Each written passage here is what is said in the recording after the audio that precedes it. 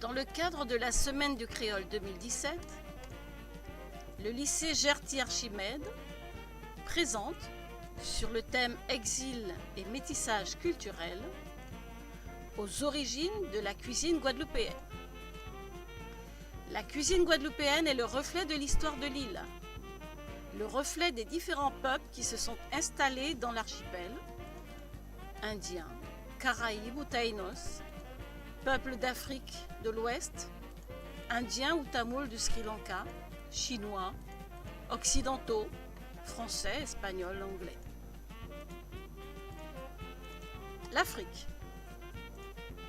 Wolof, Mina, Hausa, Congo et j'en passe. Nos akras guadeloupéens sont une de nos fiertés culinaires. Au Ghana, les akaras sont des petits beignets de haricots. Le doukoun. En Guadeloupe, nous avons ce délicieux gâteau coco. En Afrique de l'Ouest, le dokounou est un gâteau sucré ou salé.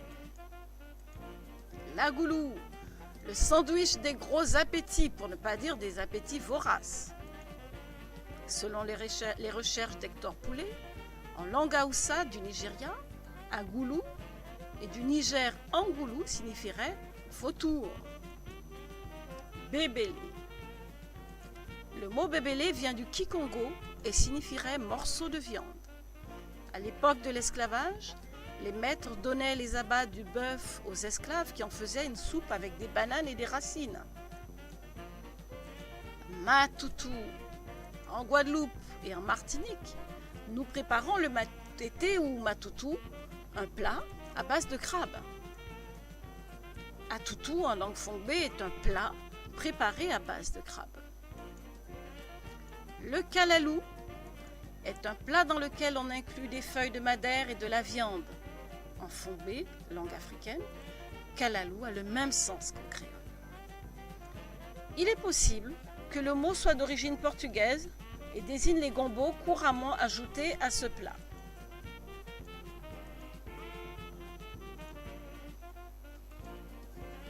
Inde, indien et tamoul du Sri Lanka. Le colombo est le plat guadeloupéen le plus commun. Il nous vient du sud de l'Inde. Sa version créole utilise des dosages d'épices différents et des pommes de terre. Le loti, sandwich incontournable avec le bokit et le bankit. Il a pour origine le pain indien rôti. Bien sûr, il a été accommodé à la Guadeloupe avec des œufs, du jambon, des saucisses, du fromage, du ketchup et du piment. Amérindiens, Kalina, Taïnos, Caraïbes. La Guadeloupe est habitée au moins depuis 3000 ans. Au moins 3 vagues d'arrivants différents s'étalaient jusqu'en 1200 après Jésus-Christ. Arawak et Kalina s'affronteront sur l'île jusqu'à l'arrivée de Christophe Colomb. Les premiers habitants de la Guadeloupe ont une immense influence sur sa culture et sa langue. Balaou, Koulirou, Roukou, Wassou, Lambi, tous ces mots sont d'origine amérindienne. Le boucan, en Kalina, signifiait fumer. Le fumage des viandes était très utilisé pour les conserver. On a appelé boucaniers les pirates qui parcouraient les Caraïbes.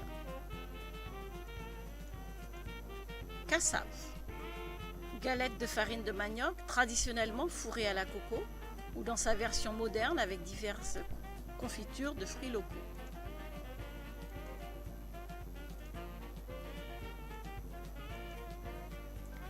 L'Europe. La tradition culinaire française a bien sûr influencé la cuisine guadeloupéenne en profondeur. Le terme de fricassé est par exemple typiquement français. La recette et le terme de blanc-manger remontent au Moyen-Âge. Les boudins. D'origine française, le boudin s'est créolisé. Il est devenu plus petit et bien plus épicé. Les dombrés seraient d'origine anglaise. C'était le pain jeté aux prisonniers, le dam bread, qui à travers les Caraïbes s'est transformé en dombré. le bokit. Selon certaines explications, le bokit nous vient de loin. Certains Amérindiens du nord de l'Amérique préparaient les galettes de maïs frites appelées Johnny Cakes. Les colons anglais les appelèrent Johnny Cake. Les habitants des Caraïbes anglophones les transformèrent en Johnny Kid ou Joe Kit. Enfin, les Guadeloupéens l'appelèrent Bokit ou Don Kit. Bien sûr, depuis il fut décliné à la guadeloupéenne. Non. Ainsi, la cuisine guadeloupéenne s'est construite à partir des goûts et des savoir-faire de tous les peuples qu'elle a accueillis.